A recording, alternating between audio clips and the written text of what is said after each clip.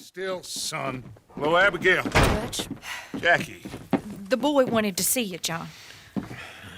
He's seen me now. Or what's left of me. What about you?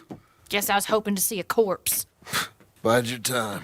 You'll see plenty of them. You're a rotten man, John Marston. He is an idiot, Abigail. We all know it. The relationship between Abigail Roberts and John Marston is turbulent, to put it mildly, but was it unstable enough for Abigail to become unfaithful? Today, we'll hopefully get an answer to that. Welcome to the video. You're listening to Phil of Philby Gaming. If you enjoy the following, you all know what to do, and if you're new here and aren't subscribed to the channel already, please consider doing so. There will be major spoilers ahead for both the first Red Dead Redemption and its prequel, Red Dead Redemption 2, so please be aware if you haven't completed either or both of these titles. With that being said, let's get into what we came here to see. Was Abigail unfaithful to John? Far be it for players to judge too quickly, but Abigail Roberts didn't walk into the Van der Lin's gang with the most honourable reputation. She was brought into the mix by everybody's favourite uncle as a bit of entertainment for the male members of the group. How's Abigail? Well, I hope. Ain't seen her for a while. 'Cause you've been chasing me? You know, gentlemen, this man here, oh, he married a whore. Used to ride with us. We all had her. Oh, but he married her. And you know that makes him a better man than us. He's a better man. Eventually, she would fall for one of the top gunmen of the outfit, John Marston, where shortly after, the pair would fall pregnant. Soon after giving birth to their child, Jack, John would become overwhelmed and flee the gang. Although his reasoning isn't black and white, it's strongly believed that it was because John was terrified of the responsibility of becoming a father. He couldn't just leave Abigail and Jack though, as they were both now part of the Van der Lin family, so John became AWOL from the entire gang itself, much to the dismay of many of the top-ranking members such as Arthur Morgan. John would later return around a year or so following, but would state adamantly that the young child of Jack was not biologically his. This would of course cause a rift between Abigail and John. Whether or not Jack was actually the offspring to John Marston is still debated today, as there are many who speculate that he was actually Javier Escuela's or Dutch Van der Lin's child.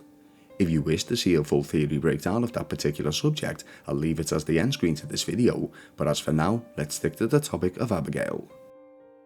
Abigail would try her best to keep John involved in Jack's life, prompting him many times to interact with the boy. Hello, Abigail. Dutch, Jackie. the boy wanted to see you, John. He's seen me now. Or what's left of me. What about you? Guess I was hoping to see a corpse. Bide your time. You'll see plenty of them. You're a rotten man, John Marston. He is an idiot, Abigail. We all know it. But despite her best efforts, John just wouldn't cave. Even the other gang members would try and convince him to become more involved, but John stuck to the same story, that Jack wasn't his child. John seemed terrified at the notion of being a father, and although it's unclear as to his reasons for this fear, that fear is obvious. One odd thing that John seems to be okay with is that he's happy for the likes of Hosea Matthews to help out in raising Jack, but when others such as Arthur Morgan step in to help out, they're called out for their actions. Why are you being so cagey about all this? Always playing some goddamn game. Me? I ain't the one taking Jack on fishing trips. No, you ain't. If you say the boy ain't yours, what's the difference? You probably only run off again. Was this because he believed that Hosea's intentions towards Abigail and Jack were pure, nothing more than a father-daughter, father-grandson relationship? Did he not want Abigail as a partner, but couldn't stand the idea of somebody else replacing him? We see constantly the likes of Micah Bell sniffing around Abigail. Ain't none of you folks interested in our adventures? Guess we're more interested in escaping the hangmen on our tail? Cheerful nymph of the prairie, wasn't you, Abigail? Oh, sure. My fair heart jumps for joy when I set eyes on you, Micah. But he wasn't the only one. Even protagonist Arthur Morgan had a soft spot for Abigail and Jack, as shown in his personal journal, in a caption that reads as follows. Took young Jack out fishing as a favour to Abigail. Many years ago, before she fell so hard for that fool Marston, perhaps I should have married her. I think part of me always thought that, yet, God damn you, Mary. Jack is a good boy, a dreamer, a boy with a mama who loves him. I wonder if he will find what we seek. piecing truth away from all this nonsense and lies, if that is still what we seek. Not that that's a new development. Not sure I know myself anymore. Arthur's feelings towards Abigail and Jack may not be as strong as he believes them to be, and is more likely to derive from his troubled past, whereas he lost Eliza and Isaac under tragic circumstances. Arthur truly isn't in love with Abigail and isn't seeing Jack as a son of his own. He's simply witnessing a reminder of the family he once lost. Unhappy about the current situation, Abigail can be heard expressing how she wanted so much more from life and where she envisioned her future self, and it wasn't exactly this. I'm getting too old for this. Living in tents, on the run. Funny how things turn out. Of course, Abigail cares for Jack, that's undeniable, but she's become frustrated at this point, largely influenced by being a single mother. As far as Abigail requesting the other gang members to help in raising Jack due to John's lack of involvement, is this in the boy's best interests? Is Abigail seeking a more active full-time father figure in Jack's life? It's not an unreasonable thought for her to want this. As time passes, John does become more active in his role as a father. This occurs during the kidnapping of Jack, where John steps up in his retrieval. Something that pains John is upon delivering Jack back to his mother, Abigail thanks both Arthur and Dutch enormously, whilst not giving John a single look. You ever eat that? Come here, you silly boy. You got him. You got my son back. Dutch, Arthur, thank you. Thank you. At this moment, John realises the pain he's caused and is now feeling it somewhat himself. It's following this that John vows himself to become more involved and to do what's right. Fast forwarding to the latter moments of the main story, John proves to himself how much he wants to be part of the family that Abigail always dreamed of, turning away the opportunity of collecting a large sum of cash in favour of saving this family. This is the same family that John disappeared on for around a year previously, proving to the player that John has truly matured. Come on, Arthur. Yeah, let's go. Well, what about the money? Abigail gave me the key. I head down there, I'm dead in 5 minutes. I got a family. That's more important. Maybe you're right, but... You want the money? You head down. I gotta go to my family. Following the death of Arthur Morgan, we're transported to a whopping 8 years later into the two-part epilogue portion of Red Dead Redemption 2, where once more we can see that Abigail and John are back to their old ways. That was close. Too close. We brought that trouble on ourselves. By we, you mean me. It wasn't me who went and shot him. Seemed like he deserved shooting. I'm sure he did. But I've been thinking, ain't it about time you stop being the man making them decisions? I'm trying. Are you? I think so. We gotta find someplace to lay low. Keep quiet. Maybe Dutch was right. Maybe we should have just gone to Tahiti. Is that it with you? Tahiti or killing? Come on, John. Please, try. Try what? We gotta live somewhere for more than just a few weeks. We learn from this interaction that John killed a man, and that's why the trio have been forced to flee and begin a new life under new aliases. Abigail is of course upset about this, feeling that although John had left his former outlaw ways, he has returned to them. She believes that actions such as these are putting her family in jeopardy, and rightly so. During this opening segment of the epilogue, whilst Jack's parents are seeking employment, John takes on a delivery destined for the newly built Pronghorn Ranch to the north, whereas Abigail has found a job more locally. Thank you, Doctor. Hey, how you getting on? I found some work. Me too. Delivering goods out to some ranch. Cleaning a doctor's surgery. Fine living. It is, John. Oh, it is. This is the way to it. I'll take your word on that. What do you suggest now? I'll stay here and get on with the work. You deliver them goods and then collect me. Okay. And John, I love you. Don't you forget that. Not ever now. I won't. Abigail's place of employment is something we'll come back to, as it's a major part of this video, but for now, let's continue on to Pronghorn Ranch. John introduces himself to the ranch hands by inserting himself in a violent interaction. A couple of thugs from a rivaling ranch attempt to intimidate Pronghorn into selling their land. John and many players felt that him intervening was necessary, but Abigail has a different opinion, potentially stemming from the fact that because of John's previous violent encounters, the family were forced to flee their home and change their names. This place is kinda... It's fine. But I hear you began your career in ranching by throwing your weight around. Real wise, Jim. What was I supposed to do? The place was getting robbed. So you show everyone who's boss? Real fine. I didn't have much of a choice. I gotta go. Jack, when you're done in here, come on out and lend a hand. We see this time and time again with John in the epilogue, where he puts himself into altercations that don't concern him. His intentions are good, as he feels helping out the ranch will secure placement for himself and his family, which is a fair assumption, but on the contrary, he's somewhat leading the Marston family back into the same violent lifestyle they've spent years trying to escape from. Abigail tries to convince him not to interfere in matters that don't concern their family, but John, believing his reasons are justified, ignores her pleas. What? What?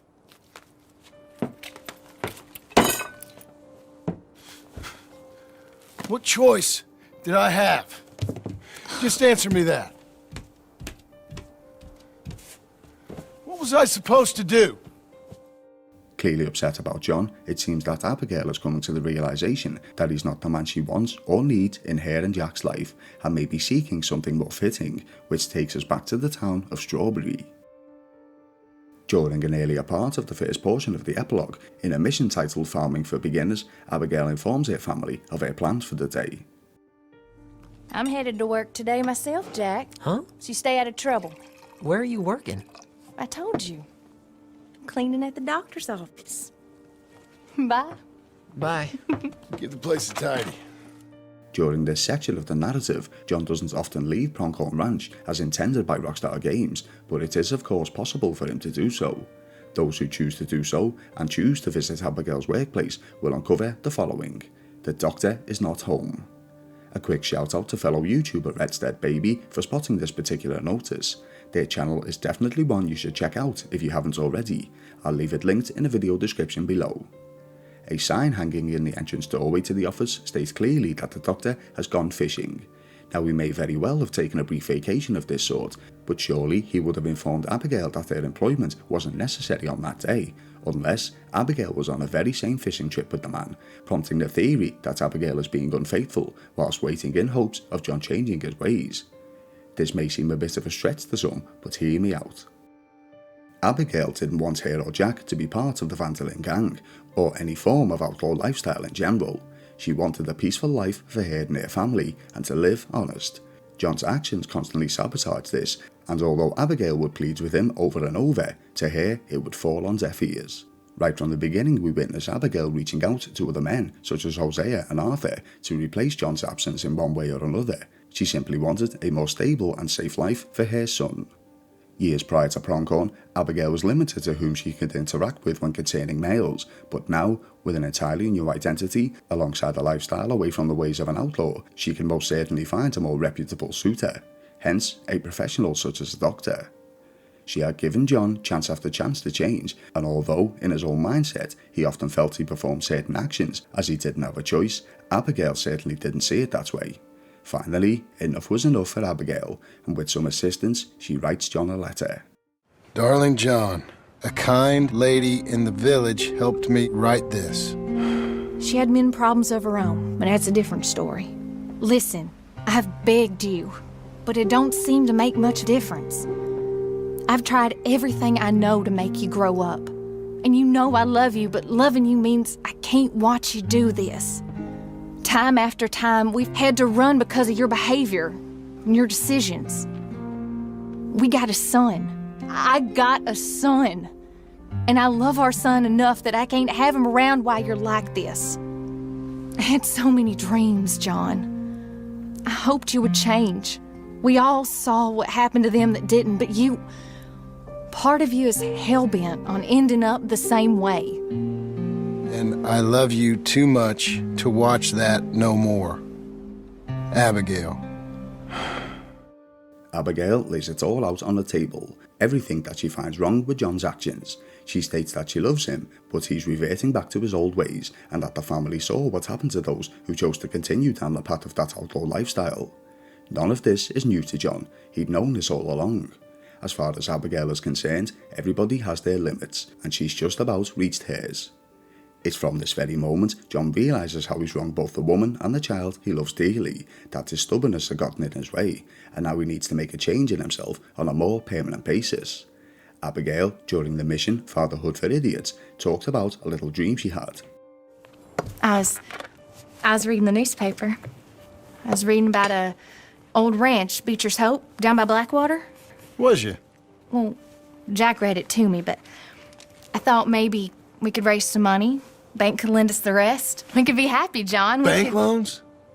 I got a goddamn price on my head, woman. I know all about that. Every time we about to get somewhere, make something, you go and show the entire world that you ain't Jimmy Milton. Every place we've been has been the same. We start doing okay, and then boom, you act like the big man with the gun. Tired, John, and I guess I was dreaming a little. At least give me that. John now knows what he needs to do in order to win back his family. After seeking some advice from the owner of Pronghorn Ranch, David Geddes, John sets in motion the purchase and build of Beecher's Hope. All the while, one question still lingers in everyone's mind. During the months following Abigail's separation from John, where exactly did she go? She had no home and seemingly only one connection outside of the Marston family, her workplace and employer, the doctor to the town of Strawberry. John, after building the dream home that Abigail always wanted, writes a letter to Abigail, trying to prove that he's changed. My darling Abigail, I hope you and Jack are doing well. I remain a fool, and I'm sure I shall die a fool. But I'm trying very hard to be something like the man you deserve. I have done something very silly in an effort to impress you, and that is, I've purchased a home. The land you read about in the newspaper up at Beecher's Hope is now ours, and we are going to try our hand at ranching. Mr. Geddes kindly helped me buy the land. I met Uncle while I was coming out of the bank, and while I know your feelings about him, he has been enormously helpful in his own fashion. Charles Smith has also appeared and is unsurprisingly a pillar of strength. Together, we've built you a home. I hope soon to show it to you. I miss you and the boy more than I can express. Please, come back to me. Yours always, John. Something overlooked in the scene is that John wasn't made aware of Abigail's location. She never mentioned where she was heading, so the only possible place he could have known to address the letter was the doctor's office in Strawberry. It's possible that she was still employed there, but the question still remains as to her lodgings. Eventually, Abigail and Jack do come home to John at their new residence of Beecher's Hope, but why the delay? Was it because she was unsure as to whether John was living up to what he had stated, or was it because she had found someone new? Even upon returning and following their time together, Abigail never revealed to John where she actually went. If she was staying at Strawberry's welcoming centre, there would be no reason to hide this information from him. This all adds to the theory of her being unfaithful. There's most certainly a lack of trust between John and Abigail, even still present years after the disformation of the Van der Lin's gang. John had left her when Jack was just a baby, and Abigail had left him some years later. Skipping ahead to the events of the first Red Dead Redemption, when John returns to their family home after capturing and killing his former gang members, Abigail immediately confronts John as to where he's been, as if he's the one who's been unfaithful. You no-good hillbilly piece of shit! I thought you was dead! I thought you was dead, John, huh? Where you been? Where you been? You know where I've been, darling. You know. You saw Dutch, didn't you? Yeah, I saw him. And Bill? Yeah, I saw him too. And you didn't go back to him? I left that life, just as you left yours. And later on, when Bonnie McFarlane writes a letter to John, Abigail is insistent on knowing the contents. She even insists on accompanying John to visit Miss McFarlane, showing that there's a lack of trust in place. Was Abigail's doubt about John's ability to stay faithful brought on by his disappearance a lack of interest all them years before, or was it simply because she understood that she herself had been unfaithful, and the guilt plagued on her mind, causing a thought that John could do the same? Let me know in the comment section your thoughts. If you enjoyed today's video, you all know what to do, and if you're new here and aren't subscribed to the channel already, please consider doing so. Do you wish to see any particular character or lore analysis from either Red Dead Redemption 2 or GTA 5 for example? Be sure to let me know. Thank you all for watching, you've been listening to Phil of Philby Gaming, and I'll see you in the next video.